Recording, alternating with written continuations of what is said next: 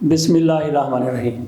नाज़रीन, वज़ीर इत्तलात व नशरियात फवाद हुसैन चौधरी की तरफ से कहा गया है, DGISI के हवाले से उन्होंने कहा है कि ये मामला कानूनी तौर पर हल किया जाएगा।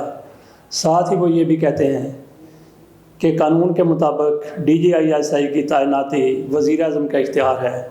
इसके साथ ही उन्होंने ये भी कहा कि वज़ीर आज़म और आर्मी चीफ़ के दरमियान किसी किस्म के इख्तलाफात नहीं हैं, बल्कि उनके दरमियान खुशगवार तलक़ात हैं। ये मामला खुश असलूबी से तय कर लिया जाएगा। DGISI की तकरीर के हवाले से कंट्रोवर्सी कई दिनों से सामने आ रही थी। फ़ौज की तरफ से कुछ तैनातियाँ की गई, कुछ ट्रांसफ़र की गई। उनमें DGISI फैज़ हमीद को कोर कमांडर पेशावर बना दिया गया था और उनकी जगह नदीम अंजम DGISI तकर्रर किए गए थे, लेकिन उनका नोटिफिकेशन जारी नहीं किया गया था। तो मुस्लिम लीग नून के हलकों की तरफ से, उनके हामी सहाफ़ियों की तरफ से इस मामले को बहुत उछाला गया। उनकी तरफ से कहा गया कि वज़ीर आज़म और आर्मी चीफ़ के दरमियान इख्तलाफात हैं, इसी वजह से उनका नोटिफिकेशन जारी नहीं किया जा रहा। हुकूमती हल्के इसकी तरदीद करते रहे, लेकिन इसकी तस्दीक आज हुकूमत के तर्जमान फवाद हुसैन चौधरी ने कर दी है कि वज़ीर आज़म इमरान खान और army chief general Qamar Javed Bajwa के माबैन अगर किसी और मामले पर कोई इख्तलाफ है या नहीं है, लेकिन इस मामले पर इख्तलाफ जो ज़रूर मौजूद है। साथ ही वो ये भी कहते हैं कि मामला कानूनी तौर पर हल किया जाएगा और हल हो जाएगा। फवाद चौधरी ये कहते हैं कि कानूनी तौर पर वज़ीर आज़म DGISI की तकरीर कर सकता है।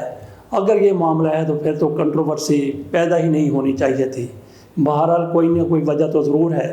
आर्मी चीफ़ और वज़ीर आज़म के माबैन यकीनी तौर पर इस मामले पर इख्तलाफात मौजूद हैं। वज़ीर आज़म और आर्मी चीफ़ की एक तवील मुलाकात भी हुई है, इसकी तस्दीक भी फवाद हुसैन चौधरी साहब ने की है।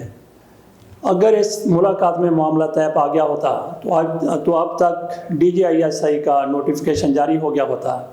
इख्तलाफात की जहाँ तक बात है, इसको तक़वियत इस वाले से भी मिलती है। अहमद डोगर जो कौमी असम्बली में तहरीक इंसाफ के चीफ वहप हैं, उनकी तरफ से कहा गया है कि वज़ीर आज़म इमरान खान चाहते थे कि जनरल फैज़ हमीद कुछ अरसे के लिए मज़ीद भी DGISI रहें, लेकिन उनको तब्दील कर दिया गया।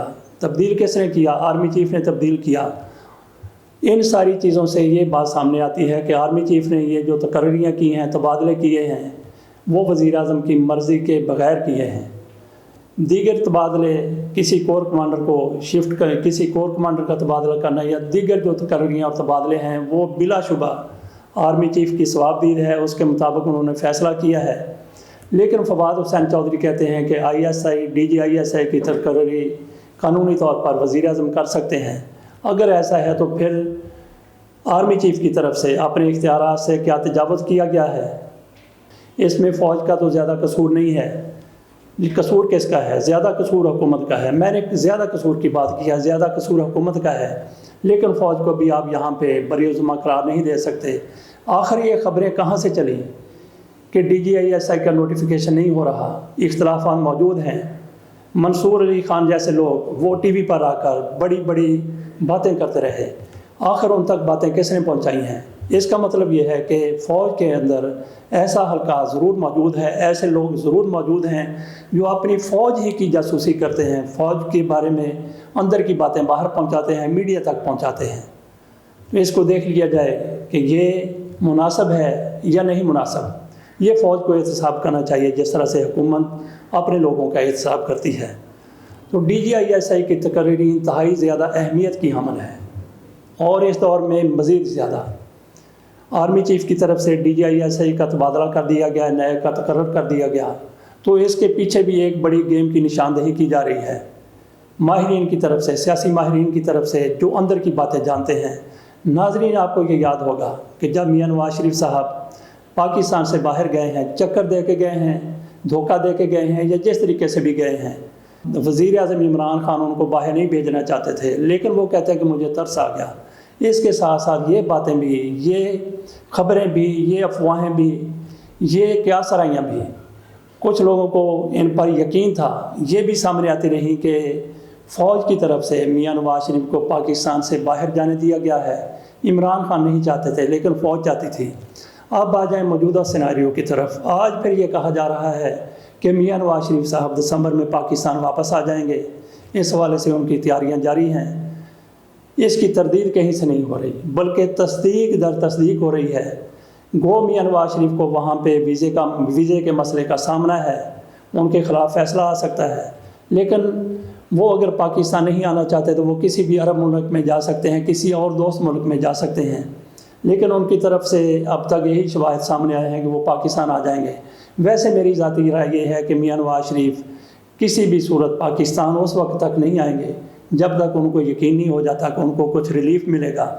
और मुझे ये नज़र आ रहा है, बहुत से लोग भी कहते हैं कि मियां नवाज शरीफ को रिलीफ देने के लिए अंदर कुछ न कुछ खिचड़ी पक रही है।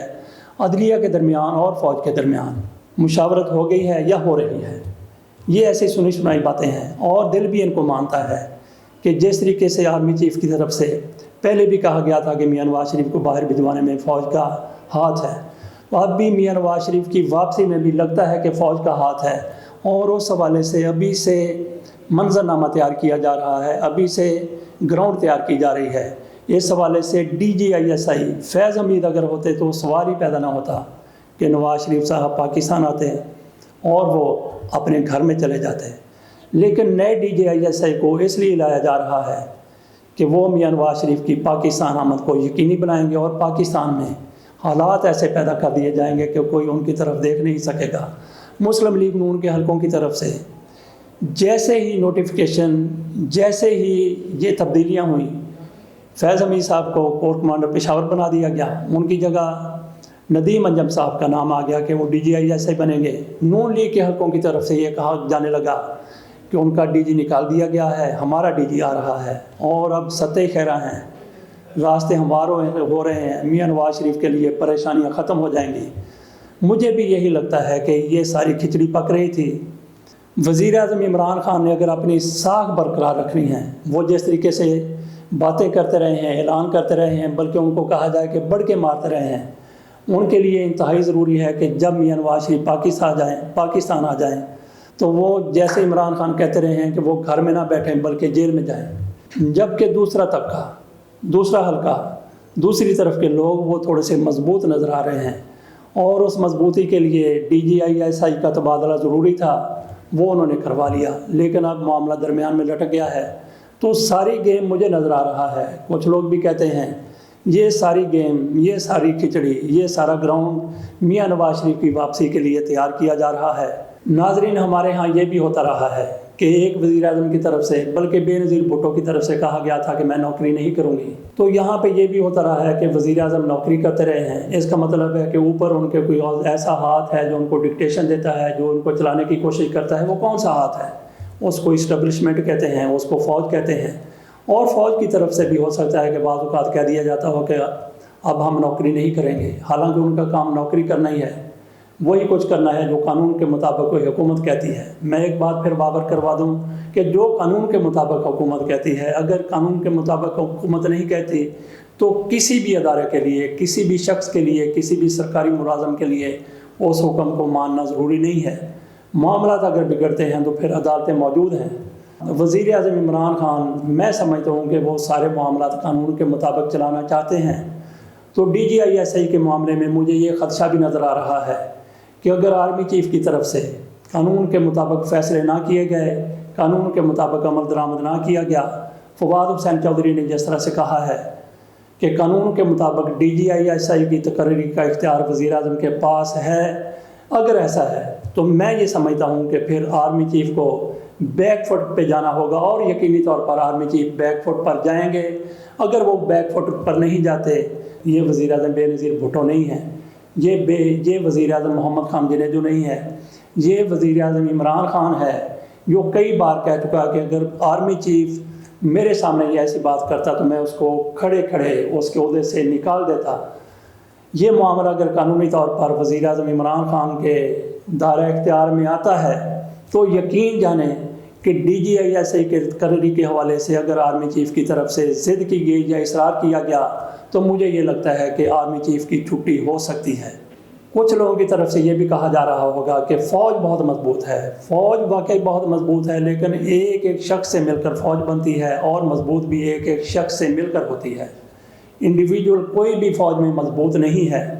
یہ الگ بات ہے کہ مشرف کی طرح کے لوگ انہوں نے پورے فوج کو، پورے ادارے کو یرغمال بنا لیا تھا، لیکن اس وقت جو حالات تھے ان کے مطابق شاید ان کو یہی فیصلہ کرنا تھا۔ یہاں پہ میں یہ بھی عرض کر دوں کہ کچھ لوگوں کی طرف سے یہ کہا جا رہا ہے کہ آرمی بہت مضبوط ہے، مارشل لا لگا دی گئی، مارشل لا کے دروازے بند ہو چکے ہیں۔ کس وجہ سے بند ہو چکے ہیں؟ ان دروازوں پر جو آخری کیل ٹھونک گیا ہے، جو نہیں نکل سکتی، وہ جسٹس وقار احمد سیٹھ ہیں، جنہوں نے مشرف کے لیے سزائے موت تجویز کی تھی اور یہ بھی کہا تھا اگر وہ فوت ہو جاتے ہیں، اگر وہ بیرون ملک مر جاتے ہیں، ان کو گھسیٹ کے لایا جائے اور ان کی لاش کو ڈی چوک میں لٹکایا جائے۔ یہ ان کی طرف سے تجاوز کیا گیا تھا۔ ان کا یہ فیصلہ عدالت کی طرف سے نل اینڈ وائڈ کرا دیا جا چکا ہے۔ وہ عدالت بھی ختم کر دی گئی ہے جس نے یہ فیصلہ دیا تھا، لیکن فیصلہ اپنی جگہ پر اس کے عمل درآمد نہ ہونے کے باوجود بھی موجود ہے۔ اب کسی آرمی چیف میں یہ جرت نہیں ہوگی کہ وہ مارشل لا لگا دے۔ مجھے یہ نظر آ رہا ہے کہ اس معاملے میں DGISI کے حوالے سے جو معاملہ ہے، اس معاملے میں اگر واقعی یہ قانونی طور پر وزیر اعظم کا اختیار ہے تو آرمی چیف کو بیک فٹ پہ جانا پڑے گا۔ تو ناظرین دیکھتے ہیں کہ آگے کیا ہوتا ہے۔ اللہ تعالیٰ پاکستان کا حامی و ناصر ہو۔ ناظرین یہ ہم نے آپ کے سامنے 2-3 خبریں پیش کی ہیں، اسی طرح کی مزید ویڈیوز بھی آپ کے سامنے پیش کرتے رہیں گے۔ اس کے ساتھ اجازت دیجیے، اللہ حافظ۔